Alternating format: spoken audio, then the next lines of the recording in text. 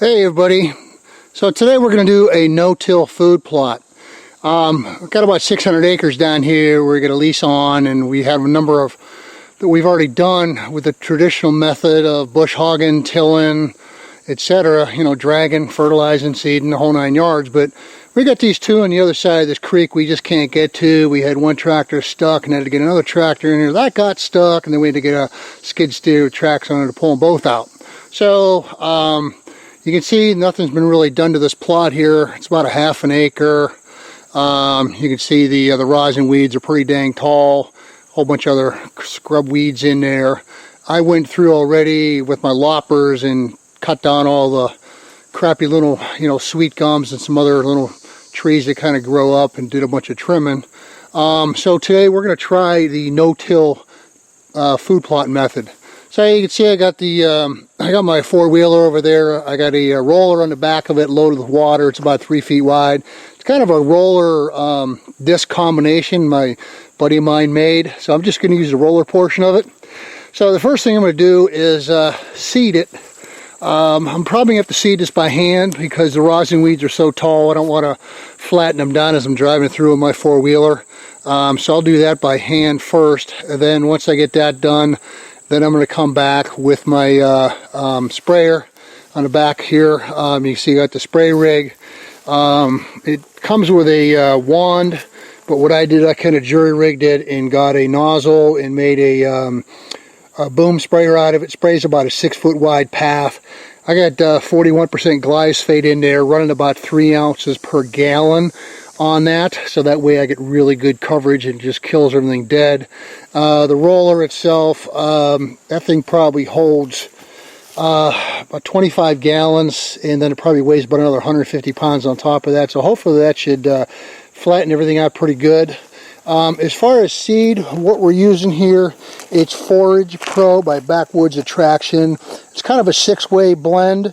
I think it's about 60% oats, about 30-35% wheat, or thereabouts. It's got some rye, winter rye in there, about 5%. It's got some rape.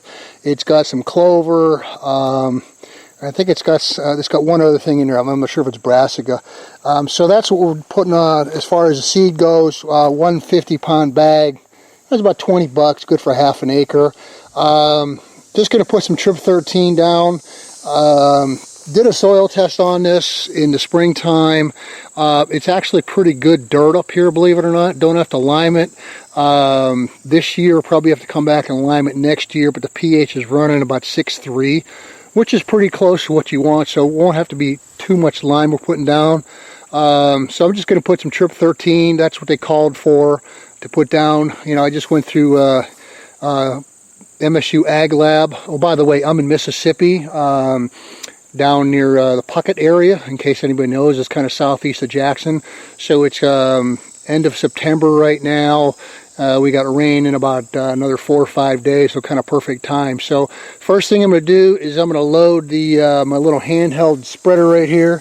Just a little, Scott's Easy one. I know they got bigger ones, but that one works. I just got to make a few more trips with it instead of having a big bag hanging around my neck, but it is what it is. So first thing I'm going to do is get this seed and kind of walk through and spread everything out, all the seed, and then we'll be back on camera thereafter. Okay, just a little correction for you all on the mix that I'm using here. It's Backwoods Attraction. It's called the Landing Mix number 1. The Landing is kind of a little local farmers co-op around the corner that we use. So here's the plot mix. I was a little off on my numbers, but 57% wheat, 25% oats. You got 5% winter ryegrass in there, and you got 5% rape. You got some winter peas in there, and you also have some clover. So that's the mix we're using out there. Sorry about the misinformation earlier. But we'll check it back in a couple weeks and see how things are actually coming up. And then we'll check it at 4 weeks, then 8 weeks, and hopefully it'll be growing really good out there. Thanks. Talk to you soon. Okay, just so you get a flavor of how big these weeds are, and this is why I didn't want to drive through with my four-wheeler, because I didn't want to beat them down. I've already seeded most of it. I just got to do a little one more of the interior. So check out how tall these rosin weeds are.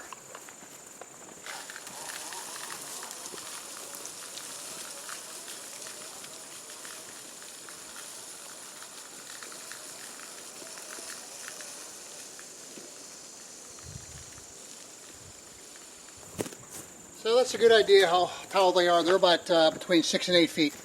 So now that I'm done seeding, it's time to get on the four-wheeler, get the sprayer and the roller going, and kill everything and beat it all down. Okay, so I got everything seeded. Now I'm getting ready to spray. I don't have anybody do the camera, just on a tripod, so you just have to kind of watch where I'm going. But hopefully this roller will whack everything down in one pass.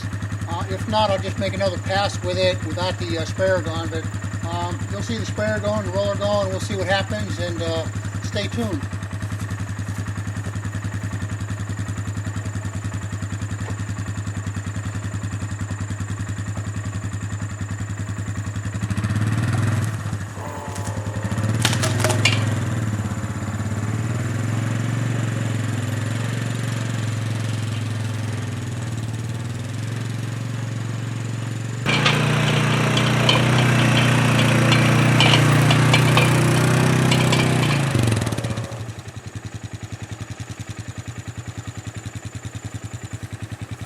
Okay, so I just did one lap around.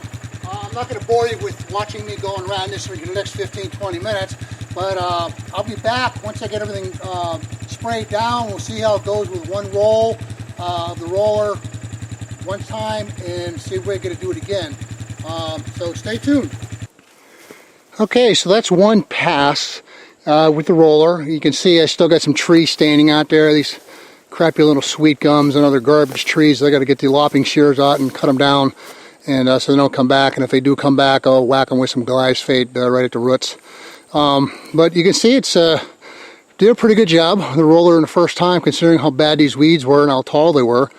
So I'm just going to cut all those trees down with some shears and a little hand saw, and then after that I'm going to roll everything one more time. Just for giggles, just to make sure it's all rolled nice and flat, and the stems of all the plants are all broken off pretty good. That's the intention of the roller. And then once I get it rolled out, then I'll put my spreader on my on the four-wheeler and put a layer of fertilizer on there. Be back in a bit. All right, I'm back. So I just re-rolled everything and twice, or one more time. So it's been rolled twice now. It's a lot flatter. Went around and took the rest of those little crappy trees out, little sweet gums and other crap down to the base. So now, getting ready to fertilize. I got the spreader right here. It's a Buyer's Product ATV, I think ATS 100 spreader. Anyways, I have another review on that one. Some of the modifications I made to it to make it into a better spreader. How it can mount to either the front or back of my quad here. Four-wheeler, whatever you want to call it. You can see how I just have it lashed onto the handles on the side, on either side. It also goes in the back, but because I got the tank sprayer back there, I didn't feel like taking that thing off. And so I mounted up front. Just makes steering a little bit harder because you got all the weight in front versus on the back. But anyways, I'm going to go fertilize this bad boy, and that's it. It'll be done after that.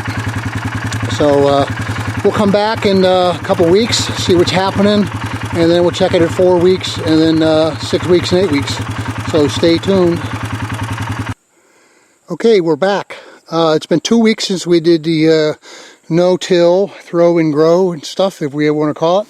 You can see that everything's laid down really nice, very dead. There's still a few sticks sticking up here and there because those rosin weeds are just so freaking tall and so thick. Probably go around and just whack them with a lopping shears just to double check, but you can see the rye's coming up pretty good in a few areas. We haven't had a whole lot of rain. Here you got some of the rape coming up. See that down in there. What else we got? Got a few things growing here and there. It's looking pretty good for 2 weeks and very little rain. I think we've had maybe 1 day's worth.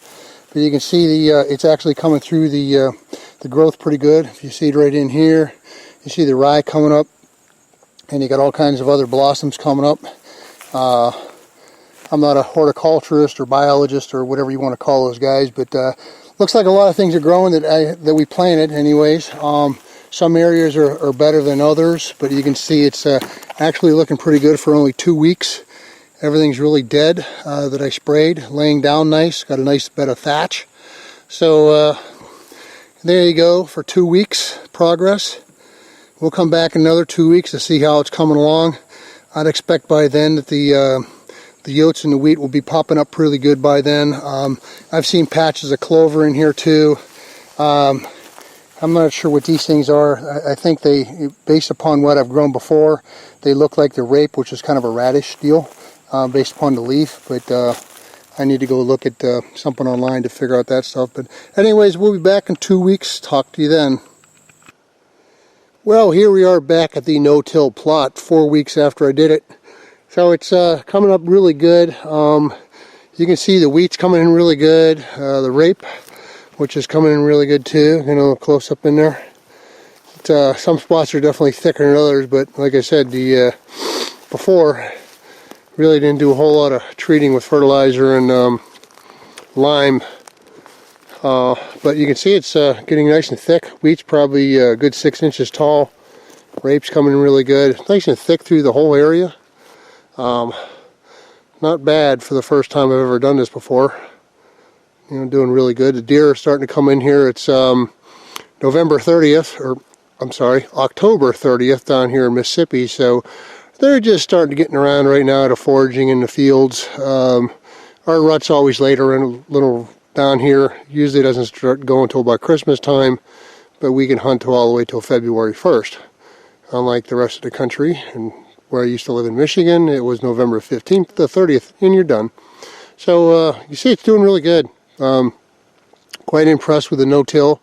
One heck of a lot less work than getting bush hogs and tractors and all the other crap out here doing that. And just my four-wheeler, a sprayer, a roller, and I'm ready to go. So there you go. I don't know what happened in there. Maybe I didn't seed it or something, but got enough other areas in here. And back on the back side over here, they're really hitting it hard. They're coming in and just chewing up all down to the ground. So there we go. Y'all take care and good luck in your no-till.